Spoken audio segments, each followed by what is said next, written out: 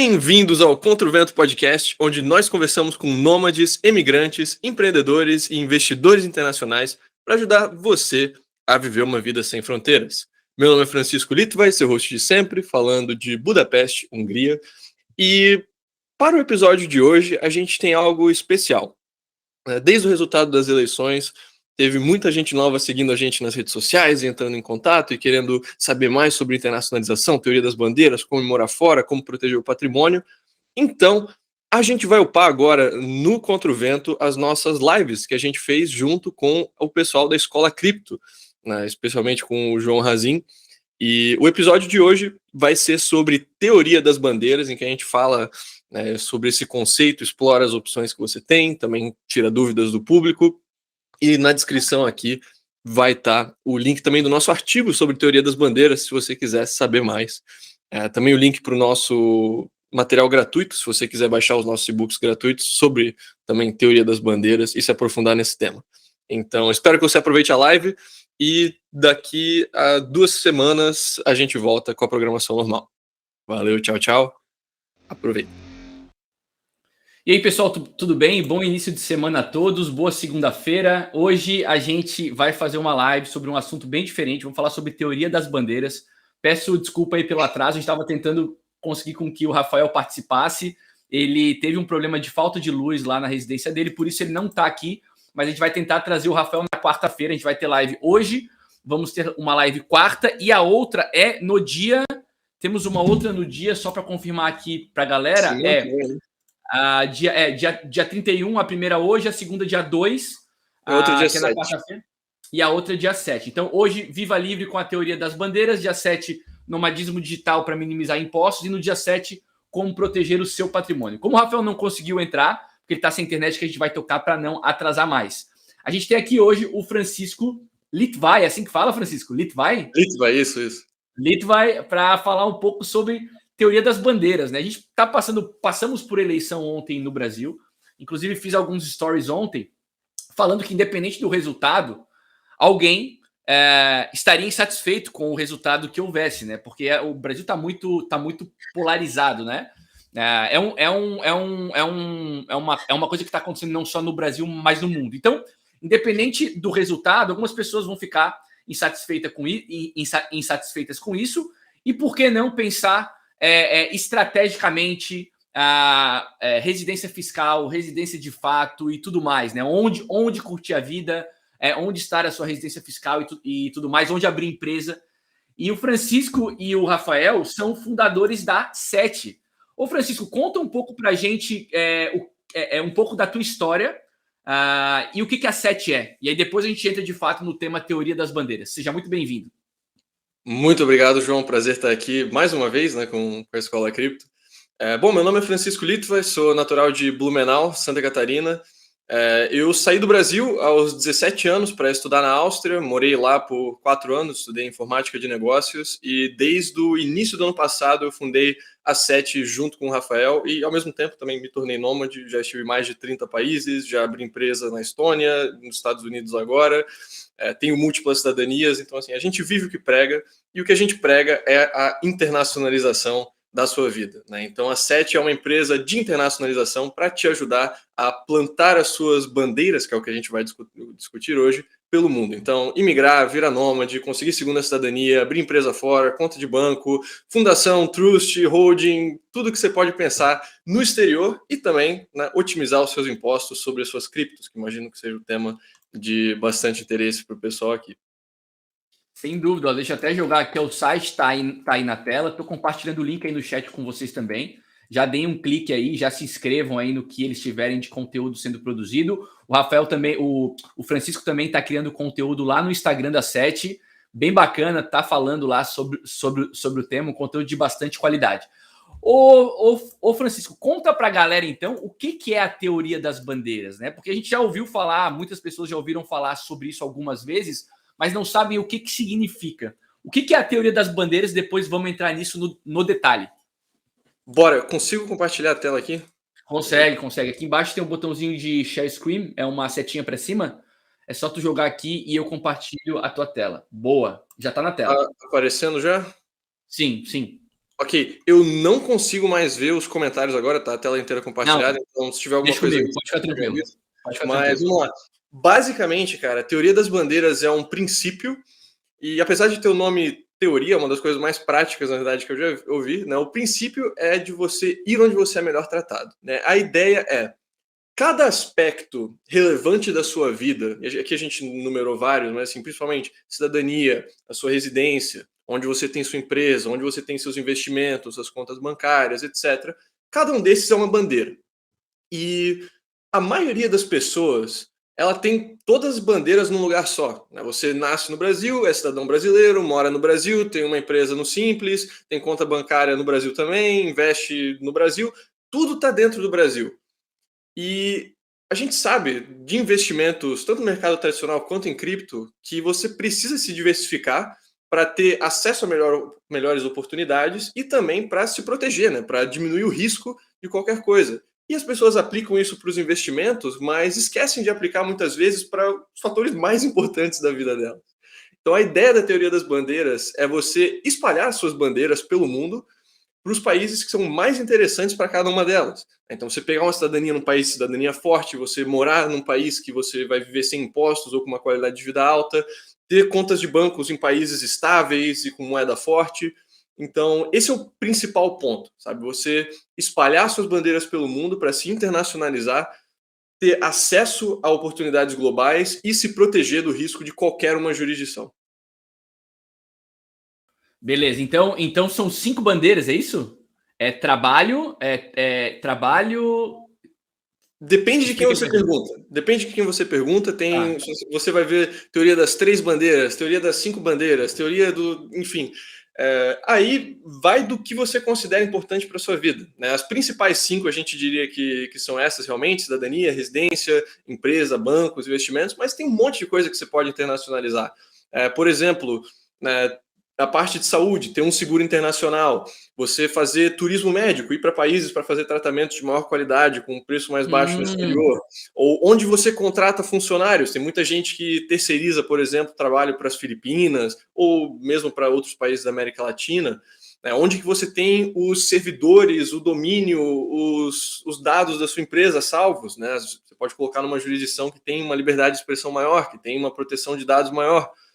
Onde que você se casa, onde que você tem o seu chip de celular, por exemplo. Eu tenho aqui um chip da Claro Uruguai que funciona, dados móveis, chamadas, SMS, etc., em toda a Europa e todas as Américas, né? América do Sul, América do Norte, tudo isso. Então, né, eu tenho aí 12 GB de internet para onde quer que eu vá e pago, sei lá, $10 por mês. Então, Dá para essa é ter um uma monte de das bandeira. questões Dá para ter até um monte de específicas. bandeira, então. Dá para ter um monte de bandeira, então, aí. Exato. Então, Tudo que você considera importante na sua vida, você pode considerar uma bandeira. olha só por que isso é importante, né? Deixa eu contar para vocês uma história. Não estava no roteiro isso aí, mas vamos lá. Eu moro na Espanha e eu vou passar o Réveillon e o Natal e o Réveillon eu vou viajar. Eu vou estar em Andorra e vou estar na França. E já me avisaram assim, ó, João, quando entrar em Andorra, desliga o chip do celular. Olha só que besteira, né? Uma besteirinha, mas que faz todo sentido. O que tu estás falando é que o teu chip do celular faz mais sentido ser do Uruguai, porque é o que te oferece o melhor custo-benefício sob esse ponto de vista, porque tu tá morando Lugar nenhum. Tô indo e voltando, por aí. basicamente. No momento eu tô na Hungria, mas eu já vou embora semana que vem. Tá, então o teu chip de celular é do Uruguai. Por quê? Porque eu tava lá em fevereiro e eu vi que o chip lá da Claro tem um ótimo custo-benefício em termos de países que eles cobrem e o quanto que eles cobram. Né? Mas assim, não é o único, tem vários outros chips internacionais aí, do Reino Unido, da França, dos Estados Unidos, do próprio Paraguai também, que tem essas coberturas internacionais e com preços também muito bons. Né? Só dando um exemplo mesmo, né, Uhum. de coisas pequenas da vida, não precisa ser, sei lá, vou comprar uma cidadania por 1 milhão. Né? Uhum. Mesmo as coisas pequenas da vida você consegue internacionalizar. Tá. Então, quando a gente pensa em investimento cripto, a gente está falando sobre a semana do nômade cripto, né? Quando a gente pensa no investidor cripto, quais são as bandeiras que esse investidor deve se preocupar e quais são as suas sugestões no momento da escolha de cada uma delas, o que é relevante, quais que são boas opções? Ok. Então, em termos de quem está lidando com cripto, tem algumas bandeiras que são as mais importantes, né? Eu diria que, Tá. número um, a residência, isso vai determinar se você tem que declarar suas criptos ou não, como que você tem que declarar suas criptos ou não, quanto que você vai pagar de imposto sobre os ganhos de capitais, sobre também renda vinda de criptos, né? De DeFi, de staking, etc. Uhum. Então, a residência, eu diria que é o número um. Além disso, a sua empresa, né? Então, muita gente não sabe, você não precisa ter as suas criptos na sua PF, você pode ter numa PJ, uma holding no exterior, e aí não pagar imposto de ganho de capitais, não pagar imposto sobre a renda proveniente dessas criptos, até que você distribua para a sua pessoa física. Né? Então, essa é uma opção mesmo para quem ainda vai ficar no Brasil, para quem não vai mudar de residência, você ter uma offshore que você usa para ter os seus investimentos em cripto. Então, residência, sede da empresa, e depois também vale mencionar a questão dos bancos. Quem é de cripto geralmente não é muito a favor de bancos, não é muito a favor do sistema bancário tradicional, mas você ainda precisa, né, interagir com a economia mainstream, digamos, e para isso é bom ter contas bancárias que não vão cancelar sua conta se eles ouvem que você está recebendo dinheiro de cripto, etc. Então aí é legal ter bancos que são amigáveis a cripto, ou mesmo, por exemplo, cartões que permitem você pagar diretamente em cripto, né? Que eles fazem lá a conversão na hora, tem um balanço em cripto e você pode sair para pagar as coisas em Bitcoin, stables, enfim. Eu diria que essas Tá. são as principais, e em termos de dificuldade, né, é uma escadinha. Geralmente a residência é o que tem um grau de maior dificuldade, porque significa que você realmente precisa se mudar, né? Você não consegue. Você pode até obter uma autorização de residência, sei lá, no Uruguai ou em Portugal, etc., enquanto ainda mora no Brasil, mas você ainda vai ser tributado no Brasil se você mora o ano inteiro no Brasil. Então significa que você realmente teria que se mudar, né? Você teria que. Você ainda pode voltar e visitar o Brasil, mas teria que passar menos de 6 meses por ano no país. Essa geralmente é o critério de corte para determinar se você vira residente fiscal ou não. Então, a residência é o principal de dificuldade, porque você teria que realmente se mudar, mas estando disposto a fazer isso, né, não é um processo que necessariamente é tão caro ou tão difícil quanto muitas pessoas imaginam. Aí depois eu diria que é o da sede da abertura da empresa, né? Aí dependendo Uhum. do país que a gente vai estar falando, os custos variam muito, né? Tem lugar que você consegue uma empresa offshore por menos de $1.000 por ano, tem outros, por exemplo, a Ilha da Madeira, que só para abrir a empresa vai aí 8.000 euros. Né? Então Nossa. depende bastante da jurisdição que você está, mas para uma holding, para uma empresa simplesmente para manter as suas criptos, fazer seus trades, receber sua renda e tal, né? Você consegue aí entre $1.000 a $2.000 por ano manter uma empresa assim tranquilo. E aí a conta de banco diria, mais fácil, né? Tem muitas contas em corretoras internacionais e fintechs e tal que você consegue abrir completamente de graça. Né? Não são todas, tem algumas contas que você realmente vai ter que pagar para conseguir abrir, mas ainda assim, né, é mais fácil do que uma mudança de residência. Pô, e aí é muito particular a situação de cada um, né? Porque, por exemplo, eu tenho filhos, né? Eu não posso, por exemplo, ficar me mudando de 6 em 6 meses, porque eles têm. Até posso, mas enfim, não sei se seria algo positivo, né? Para as crianças estarem o tempo todo mudando de escola e tudo mais.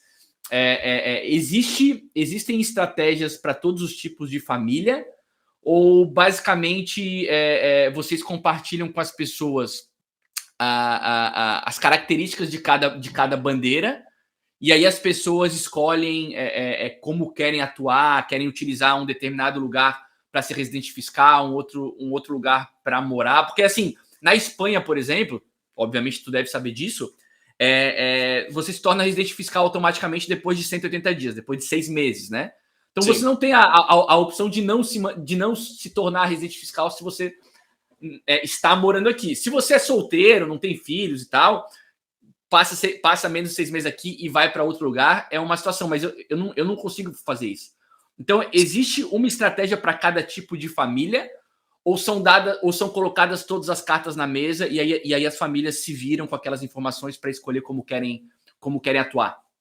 Não, claro, depende muito da sua situação pessoal e do que você quer, né? O exemplo que eu dei de Nômade, assim, é algo que eu aplico e é algo que, assim, eu gosto, mas é claro que não vai funcionar para todo mundo. Né? Você se mudar e ficar como residente fiscal de um país não significa que é algo ruim, não é algo que precisa ser necessariamente evitado. Tem vários países que Uhum. você pode se mudar para lá, passar o ano inteiro lá, virar residente fiscal e ainda assim não ser tributado sobre suas criptos. Né? Por exemplo, a própria Ah, Suíça, Portugal, legal. Malta são países que ainda não tributam ganhos de capitais sobre cripto. Portugal está falando aí que ano que vem começa a tributar, vamos ver. Já estão dando o aviso, mas tem vários países que você consegue morar lá o ano inteiro e não pagar um centavo de imposto sobre os seus investimentos em criptomoedas. Então, se você quiser ter uma base mais estável, mais fixa, né, para ficar com a família, ou mesmo se você é solteiro, mas não gosta de ficar viajando o tempo todo, vai para os Emirados, você pode viver com zero imposto, né, no país morando o ano inteiro. Ou mesmo vários países do leste europeu, da América Latina, do Sudeste Asiático, tem opção com pouco ou nenhum imposto, tem de rodo.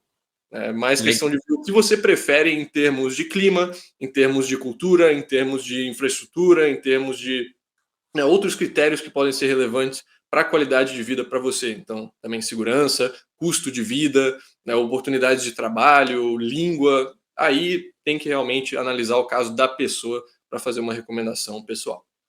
Legal, a Sônia Regina está falando o seguinte, ó, bom dia, sigo a 7 há algum tempo no Telegram deles, é sensacional, nos dá uma visão geral de internacionalização e muita informação de primeira, acessível e de qualidade, parabéns. Aliás, eu conheci o Francisco aqui em Valência, né, o Francisco esteve aqui aí um mês e meio, 2 meses atrás, né, Francisco? Tomamos um café aqui, então é legal, né, o Francisco está o tempo, por acaso já está em Valência, a gente aproveitou para se conhecer, foi muito bacana. Ó, façam perguntas sobre o tema, coloquem aí no chat e eu aproveito também para avisá-los que o primeiro link na descrição do vídeo é um e-book gratuito sobre nomadismo digital para criptoinvestidores. Então, para quem quiser ter acesso a um conteúdo introdutório do assunto, o link é o primeiro na descrição do vídeo. Baixem gratuitamente. É uma maneira de vocês já irem se informando sobre o assunto. Ó, o Léo Coleta está falando o seguinte, eu fiz meu passaporte italiano, morei na Itália 6 meses e agora moro na Irlanda. Melhor investimento da minha vida. Assim, curioso, né? Deixa eu até compartilhar um relato pessoal. A minha mãe, ela estava muito tensa com o resultado das eleições, né? Ela tem lá a visão dela a respeito do que seria melhor para o Brasil e o que eu falei para ela foi, né? O que está mudando é a música que está sendo tocada, certo? E a gente precisa se adaptar a essa nova música, dançar essa nova música. Estava sendo tocada uma outra música antes, que a gente tinha que dançar também, não tinha opção de não dançá-la, e agora é outra música que nós temos que dançar também. E aí eu estava falando para ela sobre a importância de você diversificar os seus investimentos, né? As pessoas mais velhas estão muito acostumadas a investir naquelas ferramentas financeiras mais tradicionais. E eu penso que são justamente essas pessoas que correm mais risco em momentos de mudança, né? No momento em que o dinheiro troca de mão, são justamente essas pessoas, porque normalmente são as pessoas mais resistentes a ferramentas de investimento alternativas, como é o caso de criptoativos, né? Então, para a pessoa que tem esse tipo de resistência, Francisco, que só está acostumado, que coloca o seu dinheiro nas ferramentas sugeridas pelo gerente do banco. E é isso. Ela só confia no gerente do banco. Qual seria a maneira de a pessoa começar a pensar diferente? Como que essa pessoa começa a pensar diferente? Começa a quebrar esse gelo e pensar mais globalmente. Tem algum caminho para ti? Cara, eu acho que assim, não precisa necessariamente ser a favor de cripto, não precisa nem gostar de cripto para poder se beneficiar dos princípios que a gente está falando aqui de teoria das bandeiras. A gente já teve vários clientes que nem tocam, nunca mexeram com cripto. Né? Você ainda pode se internacionalizar. Você prefere ter uma conta no banco tradicional? Ok, mas abre uma conta fora do Brasil também. Abre uma conta em dólar, talvez, uma conta em euro. Exato. Abre conta, sei lá, num depósito de ouro, de prata, de platina, para ter uma diversificação também com metais preciosos. Né? Ou então, eu sou mais tradicional, etc. Você ainda pode migrar para outro país. Né? Você vai... Os critérios que você vai levar em conta são diferentes, né? Você não vai ligar para isenção de impostos sobre cripto, mas você vai ligar ainda para os outros critérios que a gente falou, e também, por exemplo, imposto de renda ou imposto de ganho de capitais normais, etc.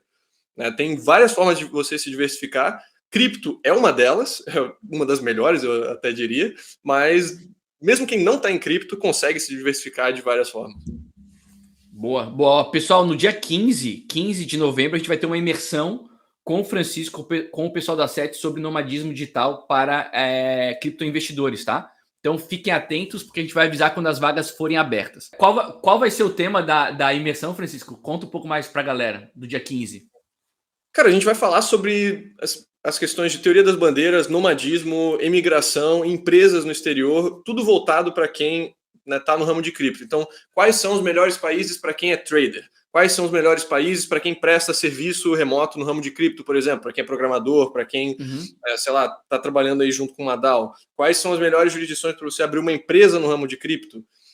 Como se estruturar como nômade também? Como fazer a saída definitiva do Brasil? Quais são as melhores opções de imigração? Todo passo a passo de como ir embora, quais opções que eu tenho e como executar. Esse vai ser o propósito da imersão.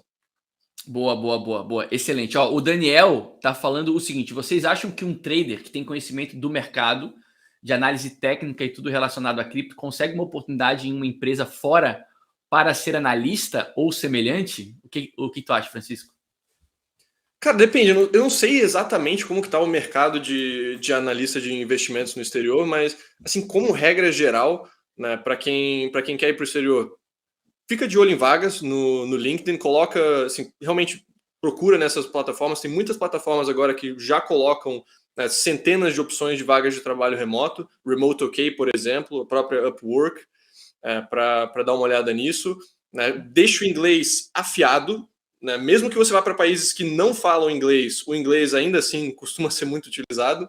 Né? Eu, por exemplo, morei na Áustria 4 anos, tinha lá um grupo enorme de amigos do ramo de TI que estava trabalhando no país, ganhando muito bem e não falava uma palavra de alemão. Era só trabalhando em inglês. Né? Então o inglês já vai dar uma força sensacional.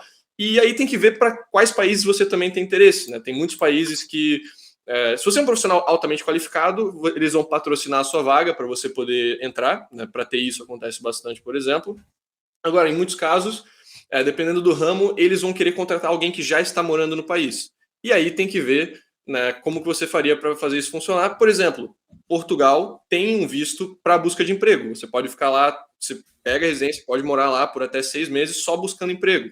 Ou os Estados Unidos, por exemplo, se você já é um profissional qualificado, no visto EB2NW você consegue patrocinar o seu próprio visto. Você não precisa de uma oferta de emprego, você não precisa de investimento.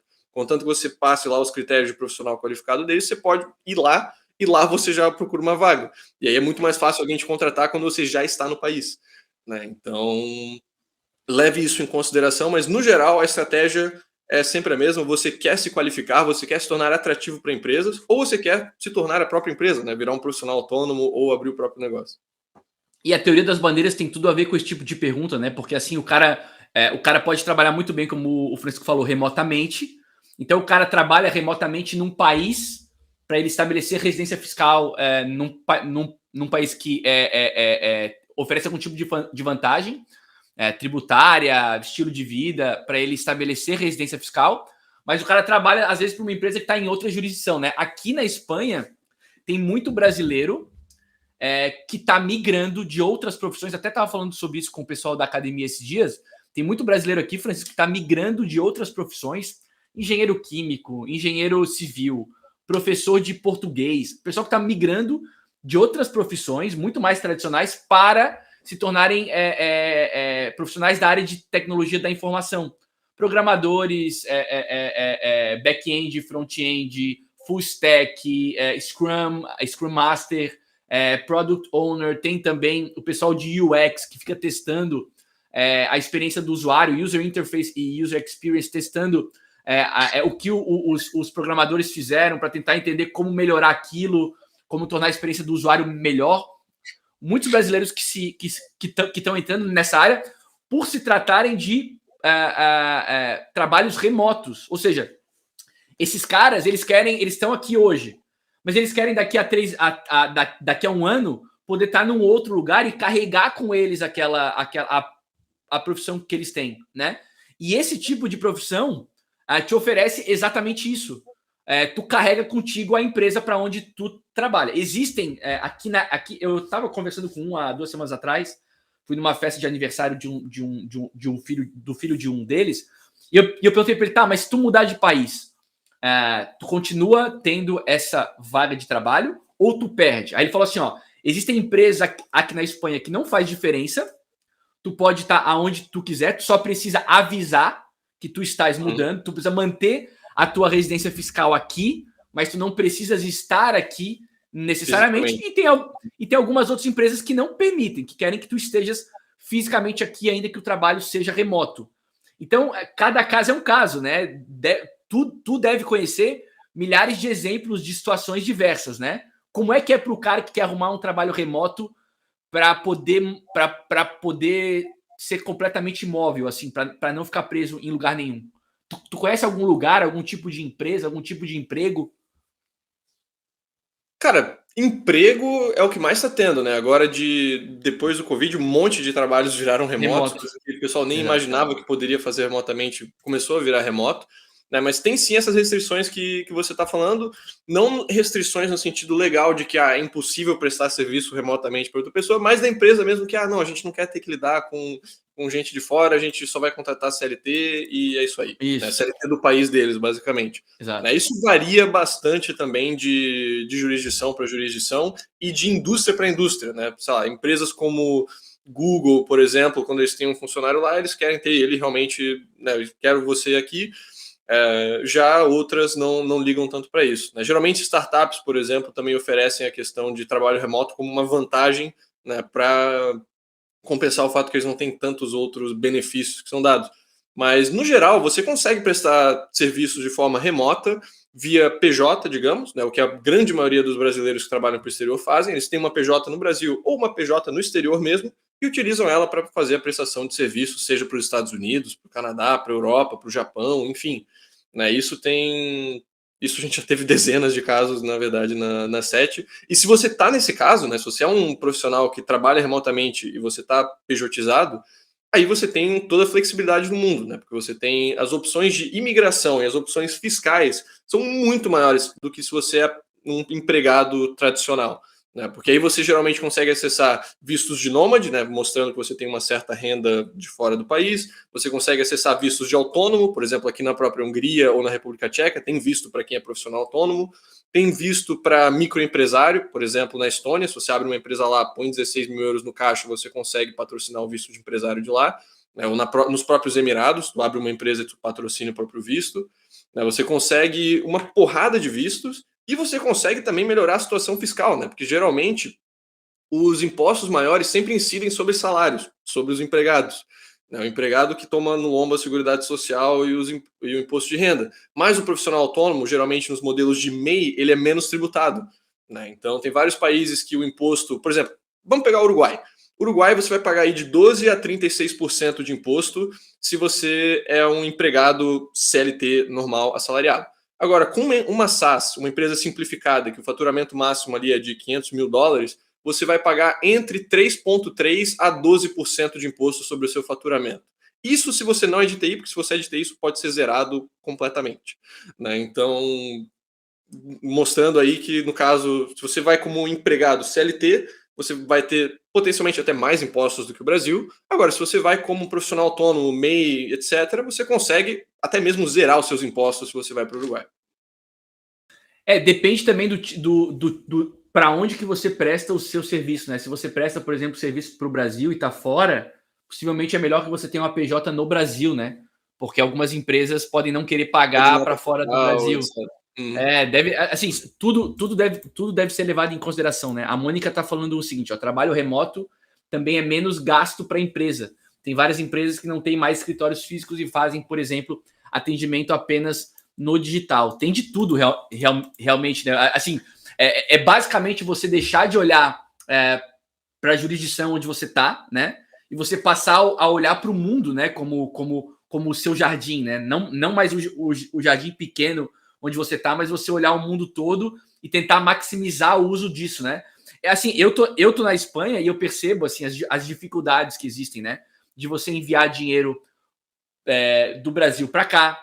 Se você recebe lá como pessoa jurídica, você tem que transferir da sua pessoa jurídica, da sua pessoa jurídica para a sua pessoa física para poder fazer o envio para cá, porque você tem que fazer o envio, a origem e o destinatário tem que ser o mesmo nome, o mesmo CPF. Então, são todas particularidades de cada lugar, né? Dependendo de onde você é residente fiscal e de onde você reside e de onde você vive, né, as burocracias elas variam, né? Esse tipo de análise, Francisco, ela é feita ou ela é mais geral e funciona mais ou menos igual para todo mundo? Ah, não, tem um banco aqui que serve para todo mundo que está em uma jurisdição, que possui empresa em uma jurisdição, mas trabalha para outra. Ou não, cada caso é um caso, de uma jurisdição para outra varia. Cara, cada caso é um caso, né? A gente, na consultoria, a gente sempre tem que avaliar essas coisas, porque acho que estava até no slide ali a questão da interdependência das bandeiras, né? Tá. Certas empresas funcionam se você mora em um país, agora se você mora em outro país não vai funcionar. Por exemplo, se você mora em Portugal, né, você não quer ter empresa nos países da lista negra de Portugal, que é uma lista bem extensa. Já no Brasil, tipo, ninguém liga se você tem uma holding lá em BVI, Ilhas Caimã, etc. Né? Uhum. Então, onde você vai abrir empresa depende de onde você mora. Onde você consegue morar também depende da sua cidadania, depende. Né, se você é cidadão brasileiro, por exemplo, isso mudar para o Uruguai, isso mudar para Portugal é bem de boa. Agora, a gente já teve, por exemplo, até cliente angolano e esses caras aí, para se mudar para outro lugar, é complicadíssimo, porque o passaporte africano, no geral, é uma merda. Né? Não dá Então, acesso a muitos países. exato. Então, assim, sempre depende da situação da pessoa mesmo, né? E a gente pode fazer algumas recomendações gerais no sentido de, cara, abrir uma conta na Wise custa nada e ali pelo menos você já tem algum balanço em dólar, em euro, em pound, se você quiser começar a botar os pés na água, sabe? E pode Mas pedir o cartão de crédito deles, né? Pede o cartão de crédito deles, faz transferência do banco para a conta deles, né? É uma exato, para quem ferramenta, quer né? começar a brincar, a gente pode fazer umas recomendações aí que tipo, são de graça e não vai ter nenhum custo e não vai ter nenhum impacto muito grande na vida da pessoa. Mas qualquer coisa que vai envolver impostos, qualquer coisa que vai envolver imigração, fazer uma mudança de vida, eu não vou dar uma recomendação geral, tipo, vai para lá e é isso aí. Claro, claro, claro, claro. Ó, o Daniel tá perguntando o seguinte, ó, qual o visto de vocês e como conseguiram? Em qual área vocês conseguiram o visto? Poderiam dizer, eu tenho cidadania italiana e eu tô aqui a partir da minha cidadania italiana. Existe um processo, né? Eu tenho o direito de me mudar, de morar na Espanha, sem muita restrição, mas existem as burocracias internas. Por exemplo, tem um documento chamado NIE, que é um documento importante de eu tirar para eu ter acesso a algum serviço que sem o NIE eu não tenho.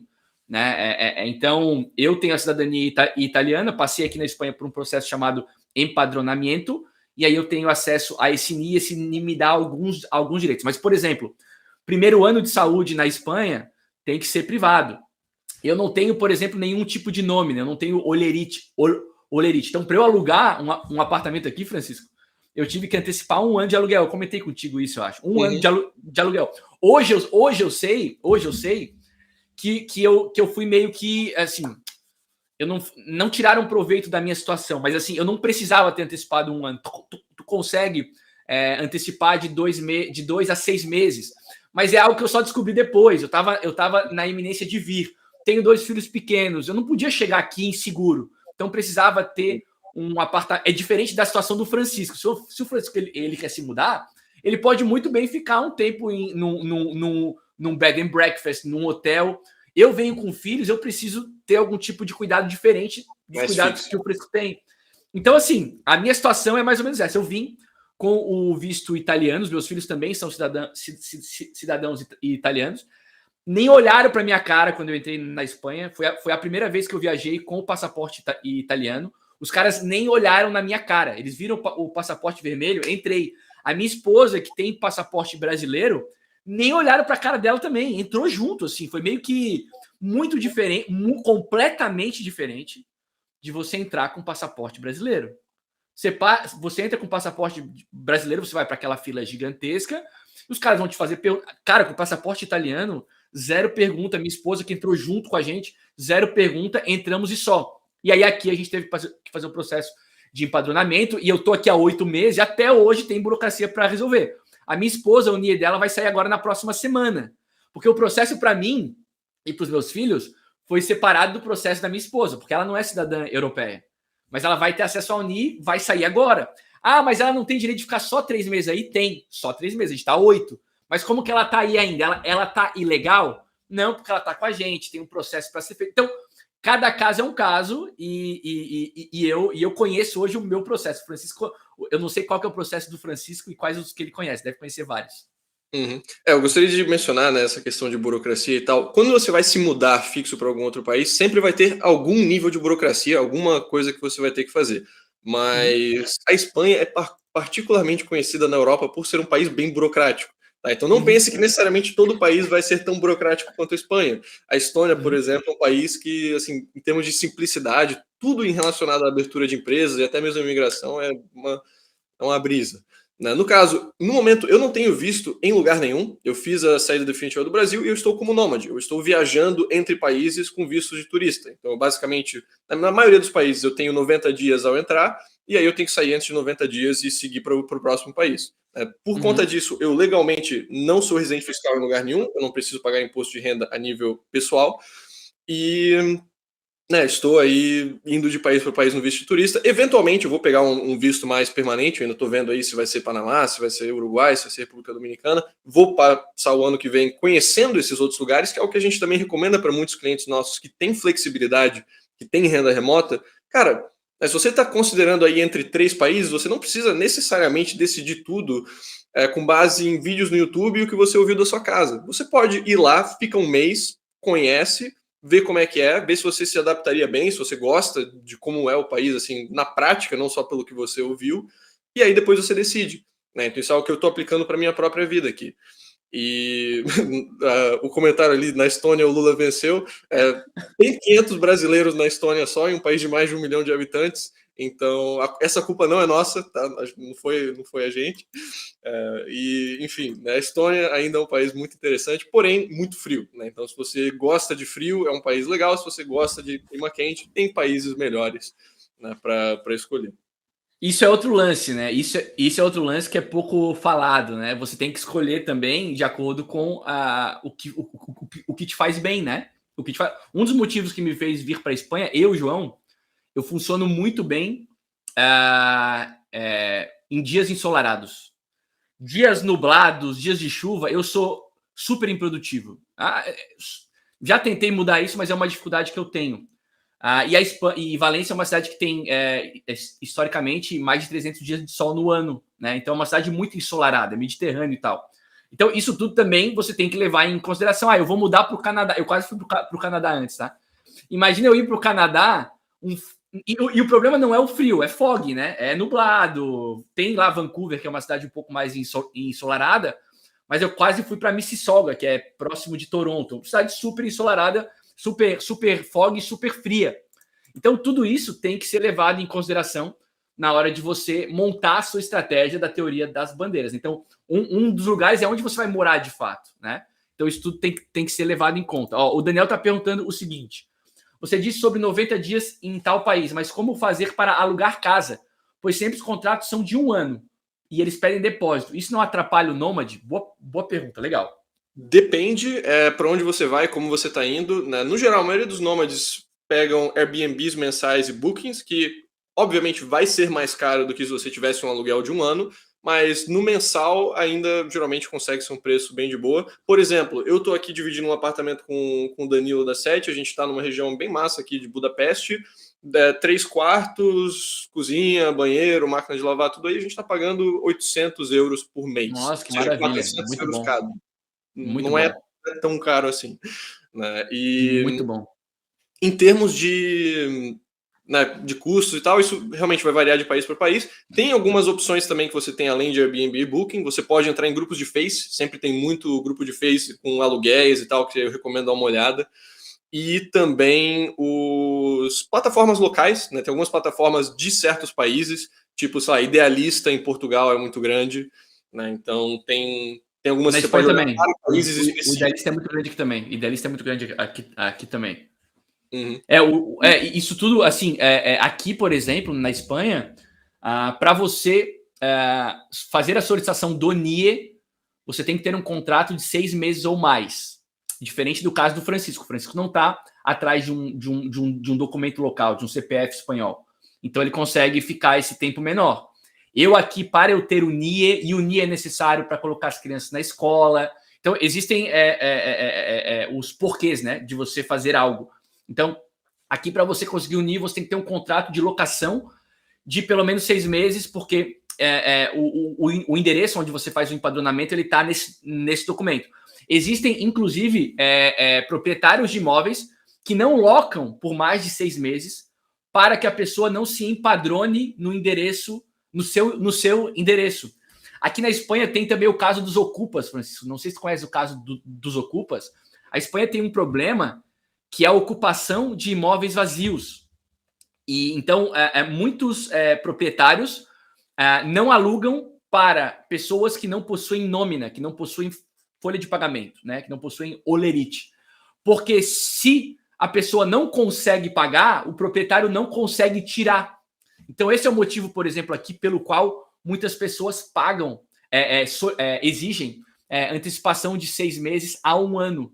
Então, tu estás vindo para cá, eu não te conheço, tu não tem nómina aqui, então tu vai pagar 1 ano antecipado, a regra é essa, quer, não quer, vai procurar um outro apartamento. Então, cada caso é um caso, né? No Idealista, por exemplo, tem o idealista.pt ou idealista.es, né? O para Portugal e o para Espanha. O Idealista, ele te dá opções de locação de curta temporada, de longa temporada. Normalmente na descrição do imóvel tem tudo isso escrito ali.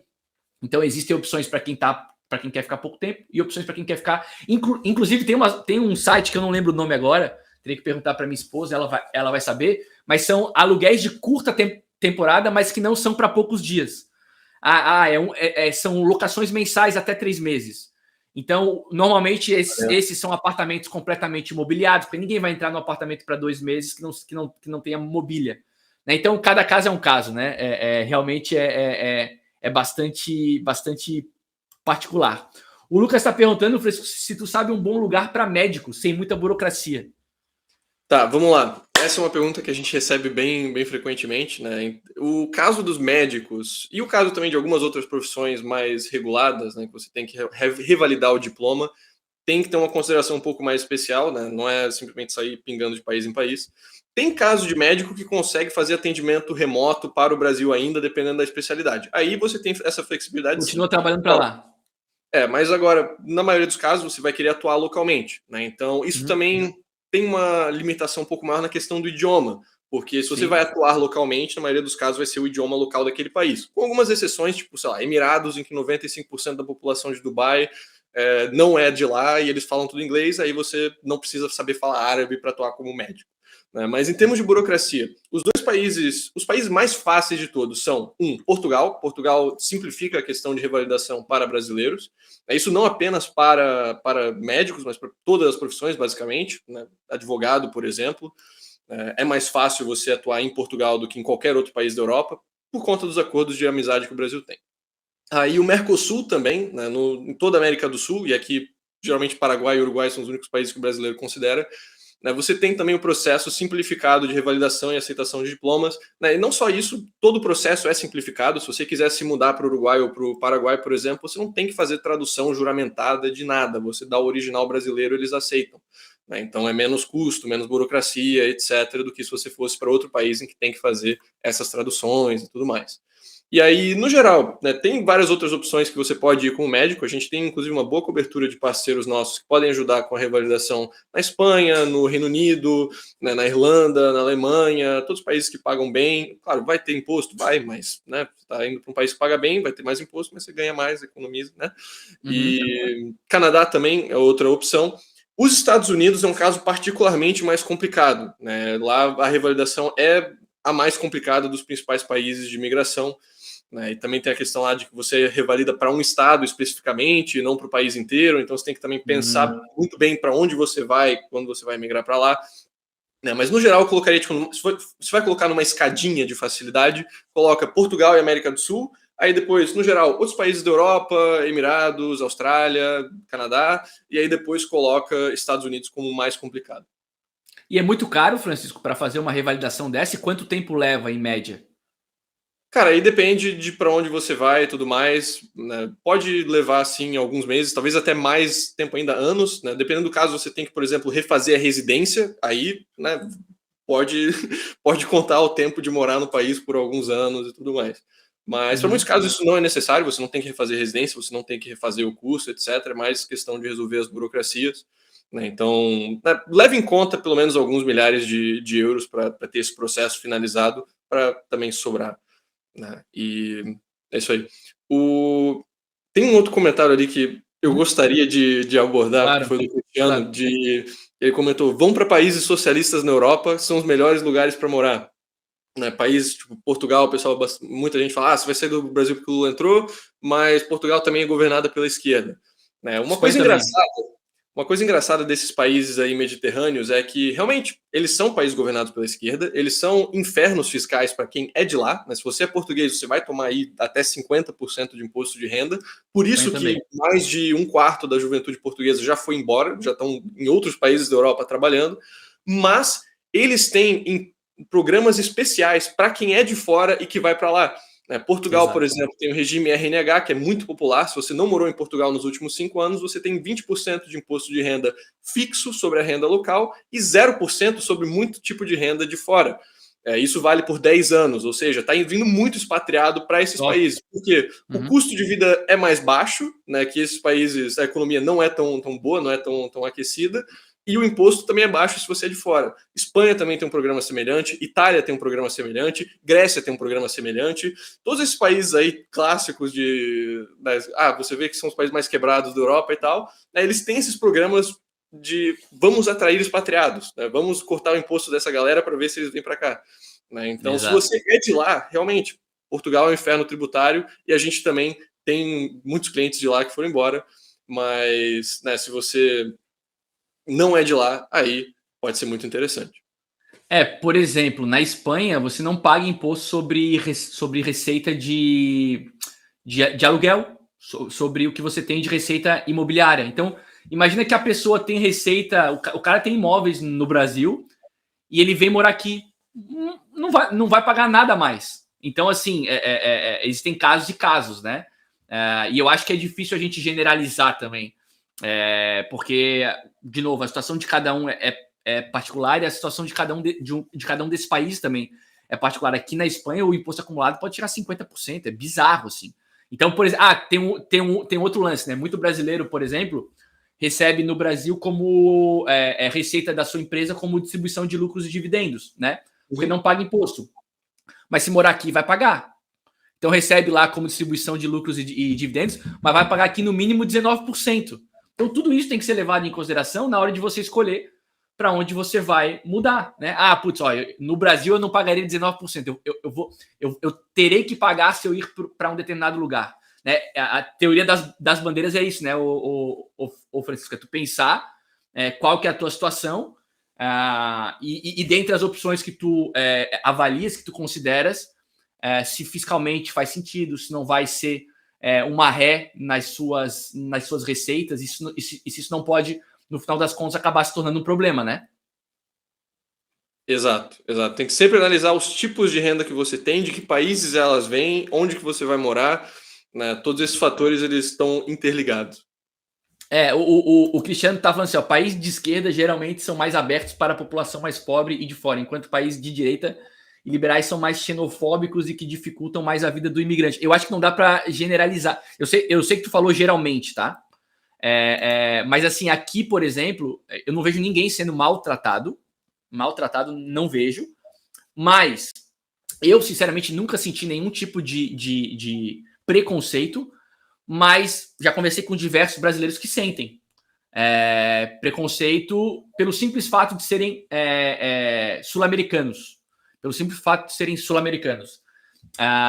Inclusive, tem até um termo aqui que é para falar dos sul-americanos, né, na Espanha, que são os sudacas, né, que é um termo pejorativo. No final das contas, ele é pejorativo.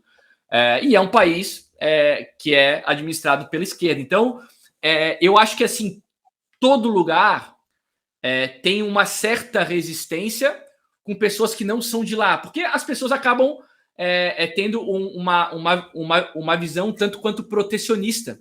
Não importa muito o governo. Tem uma visão um pouco protecionista. Esse cara ele está chegando aqui, ele está tirando talvez o meu emprego.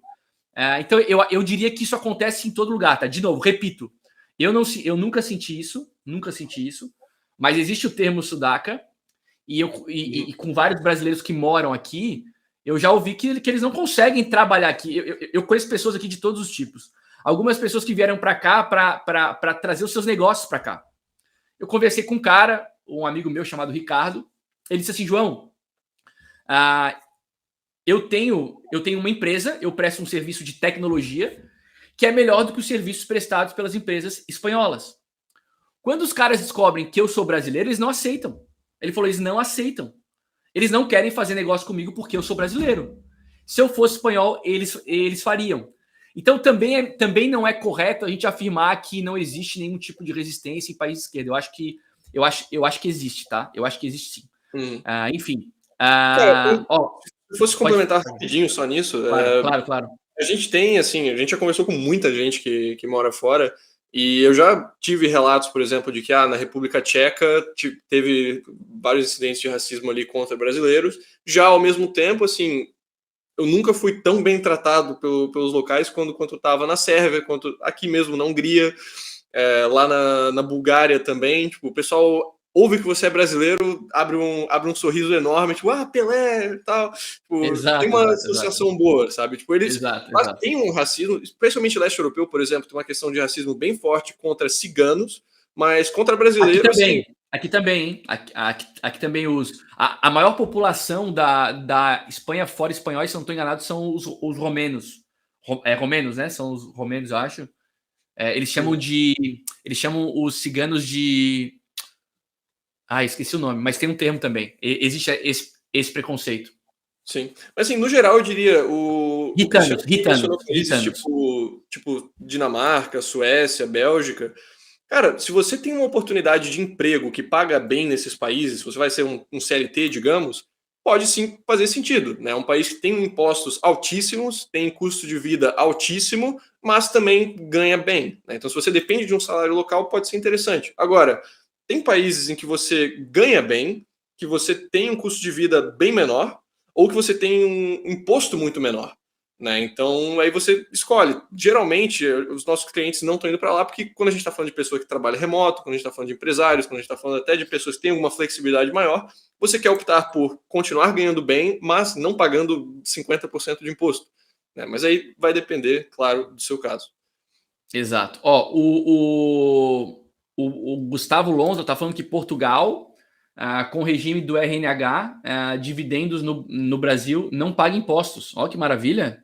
Isso eu não sabia. Não só do Brasil, dos Estados Unidos, de um monte de país aí, né? Tem algumas regras, tipo, o dividendo não pode vir de um país da lista negra, a não ser que tenha um acordo de não tributação, tem que ter a possibilidade de ter sido tributado na fonte, mas, no geral, sim, tem muitos dividendos aí que podem ser recebidos em Portugal isentos de impostos com o regime RNH. Coisa linda. O Juliano está perguntando o seguinte, Francisco, para uma pessoa aposentada, teria uma melhor indicação? Cara, levando em conta que a sua renda vem somente da aposentadoria e que você não tem outras coisas, né? Você sempre vai ter uma tributação dessa renda no Brasil. Não vai ter como escapar se a sua aposentadoria vem do Brasil. Agora, o que você pode ir para países em que a renda de fora não é tributada, por exemplo, Panamá. Por exemplo, a América Central inteira, dá para mencionar, ou a Geórgia, ou Malásia, tem vários países no Sudeste Asiático também, Bali está lançando um visto aí também que a renda de fora não tributa.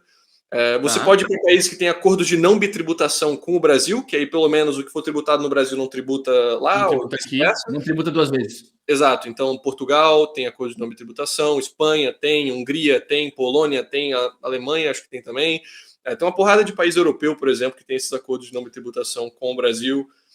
Singapura também, Emirados também. Tem um monte de país aí que tem acordo de não tributação com o Brasil. Ou países que simplesmente não têm imposto e ponto, e aí essa aposentadoria vai ser tributada no Brasil e não vai ser tributada lá. Por exemplo, os próprios Emirados e um monte de ilha no Caribe, se você gosta desse estilo de vida de praia, Caribe, né, cocos na mão e... Paraíso. O Vinícius tá falando que ele nunca diria que é brasileiro. Sinto vergonha. Cara, pelo contrário, hein? Falar que é brasileiro abre portas. Abre muitas portas. É o que o Francisco falou. O pessoal já bota um sorriso no rosto, já começa a conversar. Falar que é brasileiro abre portas. Eu morei na Austrália em 2001. E os suíços, acredite se quiser, os suíços falavam que eram brasileiros. Sabia? Eles falavam que eram brasileiros porque eles falavam que tinham sempre mais receptividade. Pelo contrário, hein? O Lamarck Santana tá falando o seguinte: se tivesse de 10 a 15 mil reais e fosse solteiro sem filhos, Qual seria o melhor país para ir e conseguir trabalho? Cara, ele mencionou ali o que colegas dele falam bem da Irlanda, e geralmente é uma estratégia assim, bem buscada, né? Você vai para a Irlanda no visto de estudante. Como estudante, você pode buscar um trabalho meio período, e aí no trabalho de meio período você consegue depois evoluir para um trabalho de tempo integral e continuar morando lá por conta disso. Né? Tem vários países na Europa que permitem você trabalhar dentro do visto de estudante. A Áustria, por exemplo, é um deles. Então eu tive muitos colegas de estudo meus que vieram da Armênia, do Marrocos, do Líbano, países que não têm uma situação de passaporte boa, entraram no visto de estudante, conseguiram um emprego lá, estão ganhando bem, e aí com isso eles ou se graduam e se qualificam, ou evoluem aí para um trabalho de tempo integral.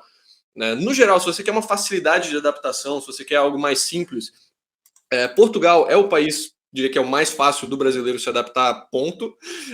Irlanda também... Começar pela língua, né?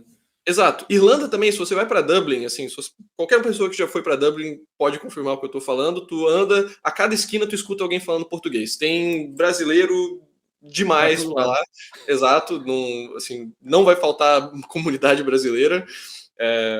Né, e se quiser uma opção fácil, assim, que não preciso gastar muito dinheiro, é fácil de ir, etc. O próprio Uruguai, por exemplo, é um país que a imigração é barata, a imigração é rápida, tem voo direto e voo barato. Né? Então é um país que pode ser considerado também. Mas não precisa se limitar. No geral, países da Europa, se você está buscando emprego, né, vão ter um salário ali mais interessante. E vale mencionar também algo que a gente às vezes menciona também nas nossas consultorias e tal, você não precisa escolher um país para a vida inteira. Né? Você pode muito bem ir para uns Estados Unidos, ir para um Canadá, ir para, sei lá, Reino Unido, trabalhar lá para economizar uma grana por uns anos e depois você se muda para outro país. Né? Você pode fazer isso. Aposentar fora, porque aposentar nos Estados Unidos é caro, né? Tem muita gente que mora nos Estados Unidos e vai aposentar fora, né? Aposenta na América Central, no México, nesses países ali que o custo de vida é baixo e que o dólar vale bastante. E que a saúde também não é muito cara, né? Que nos Estados Unidos, por exemplo, tudo isso tem que ser levado em consideração. Esse lance que tu falou, por exemplo, de comunidade brasileira, tem brasileiro que só fica com brasileiro, que só se relaciona com brasileiro. Tem brasileiro que não quer se relacionar com brasileiro, que quer se relacionar com a galera local. E tem a galera que joga nas duas pontas, o que eu pessoalmente tento fazer aqui, né? A gente naturalmente se aproxima de brasileiros, porque tem mais afinidade, mas você tentar criar uma relação com as pessoas locais também é muito legal. Por exemplo, eu jogo pádel aqui com brasileiros, mas eu me relaciono com as famílias dos amigos dos meus filhos da escola. E quando tem qualquer tipo de reunião, eu faço questão de tentar ir, né, pra gente se inserir na cultura local, entender o que os caras pensam. É muito bacana, assim, é realmente um exercício de você se tornar mais flexível, mais compreensivo. Quando você se muda, você tem que tomar muito cuidado. Aí eu tô compartilhando uma opinião pessoal, tá? Você tem que tomar muito cuidado para não querer carregar para esse outro local a sua cultura, a sua comida. Eu quero morar na Espanha, mas eu quero comer feijão com arroz todo dia, eu só quero falar português. Pode virar um problema. Tem gente que faz isso e consegue. Mas será que isso é viver o local? Será que não é legal você tentar comer o que os caras comem, o que eles comem, tentar viver um pouco aquela cultura e se adaptar àquilo? Então, tudo isso eu acho que tem que ser levado em consideração. Né? O Thiago tá falando que eu tenho cara de europeu. É porque você sempre me vê de frente. Se você me vê de lado, você vai ver que eu não tenho cara de europeu, não. Eu tenho cara de árabe mesmo. Então é só de frente. O Matheus está falando o seguinte: moro na Espanha, em Barcelona. Vejo muitos caixas eletrônicos de Bitcoin e criptos. Eles permitem saque de até 500 euros sem IVA ou qualquer imposto. É verdade. Aqui perto de onde eu moro tem um shopping chamado El Saler. Eu já botei lá no nosso Instagram algumas vezes a foto de um caixa de Bitcoin bem bonito, assim, de uma ATM de Bitcoin que é um B, assim, grande. Só que o spread é gigantesco, Matheus. O spread é gigantesco. Se o Bitcoin tá precificado agora em 20 mil dólares, se tu for comprar Bitcoin, tu vai pagar 22. Se tu for vender, tu vai vender a 18. Então, o spread é muito grande. Então, existem outras ferramentas que te permitem usufruir disso. Por exemplo, a Ripio, que é a apoiadora da Escola Cripto, eles têm um cartão que é o Ripio Card. No Ripio Card, como é um cartão internacional, eu consigo, por exemplo, gastar cripto com um spread muito menor, mas muito menor, infinitamente menor. Tem uma FII baixinha ali e tal. Tem lá, por exemplo, também o cartão como o Francisco falou antes, da Wise. A Wise tem lá o cartão deles, né? Então você consegue, por exemplo, vender cripto e mandar real e transformar em euro para o cartão da Wise. Então, esses ATMs, eu acho que é em último caso. Eu nunca utilizei porque o spread realmente é muito, muito grande. A Mônica está falando que tem bônus e ônus de falar que é brasileiro. Tudo depende do ambiente que você tá. É verdade. A Dani está falando o seguinte, está perguntando o seguinte, o Francisco, ir para Portugal ainda vale ou está saturado? Cara, depende de quem pergunta, né? No caso, Portugal teve o maior crescimento econômico aí da Europa esse último ano. Eles explodiram com tanto de expatriados, gente se mudando para lá, né? Então, por exemplo, Lisboa, para se mudar para Lisboa, tá tendo uma crise de moradia, tá meio caro, né? Você teria que, se você quer morar em Lisboa, na cidade, fica mais caro, né? Então, teria que se mudar ali para a região. Muita gente está indo para o Porto, também.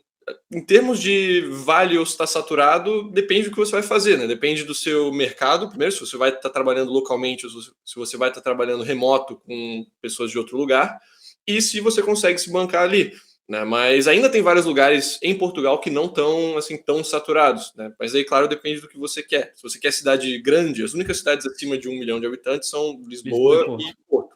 Né? Se você quer um lugar menorzinho, sei lá, Braga, ou ir para a Ilha da Madeira, por exemplo, 200 mil habitantes, isso ali não está saturado, mas também, né, você quer ter esse estilo de vida? Tem gente que gosta, tem gente que não. Né? Então, eu levaria isso em consideração. Lisboa tá caro. Né? Do ano passado para cá, só os preços de Airbnb aí subiram, sei lá, 50% para ficar em Lisboa. Então, assim, nessa parte também tá meio complicado ali a cidade. Há 4, 5 anos atrás, ô Francisco, alguns amigos meus foram morar em Portugal. Alguns foram da Itália, outros foram da Irlanda, se mudaram de outros países da Europa para Portugal, compraram um apartamento na época, e realmente hoje Lisboa está bem complicado. Ó, pessoal, lembrando, o primeiro link na descrição desse vídeo é um e-book sobre nomadismo digital para criptoinvestidores. Então, não deixem de clicar no primeiro link na descrição do vídeo para vocês terem acesso a esse conteúdo, que é bastante introdutório, mas que vai te ajudar a entender um pouco tudo isso que a gente vai falar durante a semana do Nômade Cripto. A gente vai ter live, essa é a primeira live hoje, 7 horas da manhã, dia 31/10, sobre viver livre com a teoria das bandeiras. Dia 2, ou seja, quarta-feira, teremos a segunda live. Quarta-feira é feriado aí no Brasil. Às 7 horas da manhã também, nomadismo digital para minimizar impostos, foco em minimização de impostos. E no dia 7 teremos mais uma live de como proteger o seu patrimônio. E aí a gente vai ter a imersão Nomadismo Digital para Criptoinvestidores no dia 15, ok? Então, bastante conteúdo para vocês durante essa semana sobre o assunto. Não deixem de acompanhar. Então, o e-book é o primeiro na descrição do vídeo. Se inscreva aqui no canal e ative o sininho para serem notificados todas as vezes que entrarmos ao vivo. Ó, o Daniel está perguntando o seguinte, ô Francisco, cursando economia, dá para conseguir boas oportunidades fora? Dá. Depende de onde você está. Depende de como você vai atuar, né? Como você vai atuar, né? Depende. Porque economia também tem muitas áreas possíveis que você pode ir, né? Você pode ir para o setor privado, você pode ir para a área de investimento, você pode ir para a academia também, né? Depende muito de onde você vai. Eu lembro, por exemplo, que na Áustria não era um curso que tem tanta oportunidade, porque lá o curso de economia é misturado com ADM. Então, tipo, é o curso que todo mundo faz. Daí tem um excesso de demanda enorme, porque é o ADM economia junto um com o outro, e aí tem meio que excesso de demanda. Né? Mas em outros países a situação pode ser diferente. Né? Vale mencionar, né? A gente é focado naquela parte de imigração, naquela parte de tributário, na parte de estilo de vida, etc. Mas é fisicamente impossível para a gente saber como que está a demanda em todos os mercados, em todos os países. Né? Essa é uma questão que você precisa ver para o meu mercado, como que está esse país. Confere o LinkedIn, confere as vagas em plataformas aí de trabalho remoto, como a Remote OK. Dá uma pesquisada, vê como é que está a remuneração. Tem várias plataformas aí que informam esse tipo de coisa, né, para buscar vagas, buscar oportunidades e ver o que eles estão pedindo também. Né? Então, nesse sentido, eu recomendo uma pesquisa própria também, né, que vai ser muito importante. É a sua carreira que está em jogo, né? Então é importante pesquisar esse tipo de coisa também. Legal, ó. O Thiago está dando parabéns pela iniciativa. Precisamos de mais pessoas assim. Não sabia dessa possibilidade. Gratidão aos envolvidos. Obrigado, Thiago. Thiago está sempre presente com a gente, o Francisco. Ele está sempre no ônibus, indo trabalhar e ouvindo a gente conversar aqui.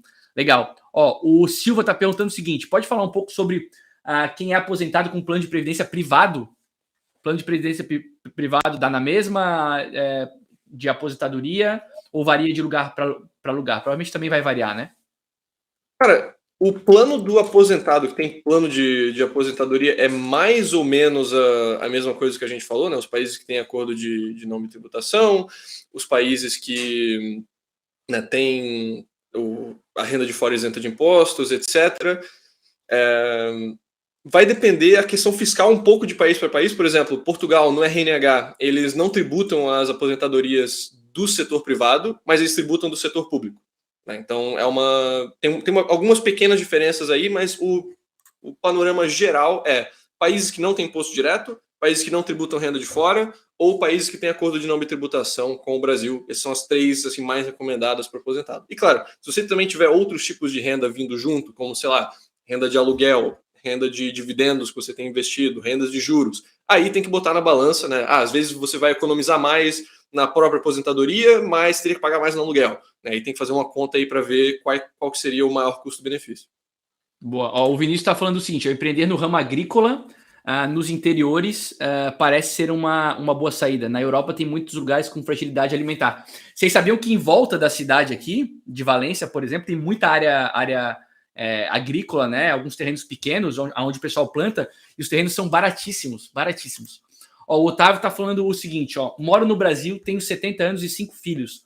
A maior parte do seu patrimônio, do meu patrimônio, eu acho, né, que ele está falando, a maior parte do meu patrimônio é em imóveis no Brasil, numa holding. Portugal é uma opção de vida? Como a gente mencionou, os dividendos de empresas brasileiras, se você é RNH em Portugal, você consegue ter uma isenção de imposto aí. Claro, né, por enquanto, a gente não tem imposto retido na fonte sobre empresas brasileiras. Com um novo governo, tem a possibilidade aí de começar a tributar o dividendo brasileiro, né, na fonte no Brasil. Aí, né, isso ainda teria como otimizar via o acordo de não tributação do Brasil e Portugal, né, não seria tributado 2 vezes, mas provavelmente ainda teria que pagar ali, sei lá, 15%, 10% na fonte, dependendo de que eles forem colocar, né, numa possível reforma tributária. Mas sim, se você tem imóveis no Brasil, tem uma holding, essa é uma ótima forma de ter imóveis no Brasil, você otimiza os impostos e você consegue receber esses dividendos livres de impostos em muitos países, não apenas Portugal. Na Espanha também, tá? Como eu falei ali no começo, Otávio, na Espanha ele não tributa a recebimento de receita que você tem proveniente de aluguel de imóveis, né? Eu não sei como fica isso estando numa holding, né? Porque se você tem esses imóveis na pessoa física, você recebe na pessoa física e traz o dinheiro para cá. Agora, se você recebe numa empresa e você envia para você vai ter que enviar para sua pessoa física para poder fazer o envio para cá. Você não vai conseguir, eu acho, enviar da conta da empresa direto para cá. Nesse momento em que você tira da empresa para a sua pessoa física, talvez tenha alguma tributação ali, né? A não ser que você tire isso como dividendos. Só que aí dividendos paga aqui. Então, são todas algumas particularidades que têm que ser avaliadas, né? Ó, o Blockchain Play está falando o seguinte: vale a pena mudar o domicílio fiscal para o Panamá, Uruguai e ficar como turista na Europa? Cara, você não precisa mudar o seu domicílio para o Panamá ou para o Uruguai para ficar como turista na Europa, né? Você tem uma vantagem no Brasil, que é igual na Alemanha, na Áustria e em alguns outros países, que você não precisa provar uma nova residência fiscal para deixar de ser residente fiscal no Brasil. No caso de Portugal, por exemplo, se você mora em Portugal e quer ir embora, você tem que provar para eles que você está pagando imposto em algum outro lugar. No Brasil, não. Você pode só fazer a declaração de saída definitiva. Então, se você quer ficar como turista na Europa, você pode fazer a declaração de saída definitiva, ir embora do Brasil e turistar pela Europa, né? Não precisa ter o domicílio no Panamá ou no Uruguai, né? Você pode pegar a residência lá se você quiser, mas assim, tem custos envolvidos, tem burocracia envolvida. Se você não quer morar lá, não pensa em fazer nada por lá, não é necessário, né? Você pode, mas não, sabe, uma coisa não tem tanto a ver com a outra. Se você quer ficar como turista na Europa, pode fazer mais sentido você pegar uma residência em um país que é de Schengen, né, um país que faz parte do bloco aqui de liberdade de movimento, sei lá, pega uma residência temporária em Portugal, na República Tcheca, na Hungria, enfim, porque aí você pode passar o tempo que quiser dentro de Schengen. No caso, como funciona o visto de Schengen? Você tem, como com o passaporte brasileiro, você tem 90 dias dentro de Schengen inteira e você tem que ficar 90 dias fora antes de poder entrar para pegar mais 90 dias. Ou seja, se você entra em Portugal, vai para a Espanha, sobe para a França, vai para a Alemanha, etc. Isso está tudo nos mesmos 90 dias de visto. Agora, se você é residente legal em um país de Schengen, você não tem essa limitação. Você pode passar o tempo que quiser dentro de Schengen, né? Então, pega uma residência, sei lá, em Portugal, na Espanha, em qualquer país da Europa que você queira passar um pouco mais de tempo, e aí com isso você pode viajar na Europa sem a limitação do visto. É isso aí. Pessoal, o Francisco faz parte da SET, é cofundador da SET, o site está aí para quem quiser olhar o serviço que eles prestam. O Rafael Lima era para ter participado com a gente, mas não conseguiu, ficou sem internet. Aproveito para lembrá-los que estamos realizando a Semana do Nômade Cripto, né? Para vocês aprenderem a viver mais livres, tanto geograficamente como financeiramente, um evento 100% gratuito. Hoje foi a primeira live, quarta-feira teremos a segunda live, hoje tratamos de teoria das bandeiras, quarta-feira vamos falar de nomadismo digital para minimizar impostos, e no dia 7, já é na outra semana, como proteger o seu patrimônio. E no dia 15, a gente vai realizar a imersão nomadismo digital para o cripto investidor. Então, não deixem de acompanhar. Se não são inscritos no canal aqui, se inscrevam, ativem o sininho para serem notificados todas as vezes que entrarmos ao vivo e coloquem aí no calendário de vocês. Além disso, o primeiro link na descrição do vídeo é um e-book para vocês entenderem dos temas mais básicos a respeito desse assunto. Beleza? Francisco, já estamos aqui há quase 1h20. Considerações finais, convite para a galera, fica à vontade. Somos mais de 150 pessoas assistindo agora essa live. Bom, muito prazer. Novamente, muito obrigado pelo convite aí, João. Muito obrigado a todo mundo que está aí assistindo. Um aí que perdeu o horário, assiste a gravação depois. A gente ainda vai fazer essas duas lives, né? A segunda vai ser mais focada no nomadismo, então se você tem interesse em viver pelo mundo, pagando zero imposto, conhecendo diferentes lugares, etc., a gente vai falar sobre como tornar isso possível, como você tem que se estruturar, quais são os passos para fazer isso acontecer. E na de proteção patrimonial vai ser basicamente, né, como evitar que o seu patrimônio seja tomado, que seja destruído por inflação, etc. Então vai ser mais na parte defensiva, e a imersão a gente vai entrar bem em detalhes em tudo isso. Se vocês quiserem aprender mais, além do e-book gratuito que tem ali no link da descrição, a gente também tem uma newsletter mensal. Se você se inscreve lá, você tem acesso a todas as nossas newsletters passadas. Se você quiser ver ali o que a gente tem, mais de 100 artigos no blog, mais de 25 podcasts já, né? Então, principalmente se você... Eu vi que tem bastante gente aqui interessada, por exemplo, em Portugal e tudo mais. A gente já gravou um podcast, foi mês passado, sobre todas as opções de visto em Portugal, né? Então lá a gente conversa direitinho com os nossos advogados de imigração, a gente passa por cada uma delas, como que é a burocracia, quais são os custos, como funciona, quem que tem direito, e também muitos outros países ali, né? Então se você tem interesse na própria Áustria, na Irlanda, República Tcheca, tem um monte de país que a gente já cobriu lá no podcast, então dê uma conferida lá. E é isso aí, muito obrigado de novo pelo convite, e a gente se fala na quarta.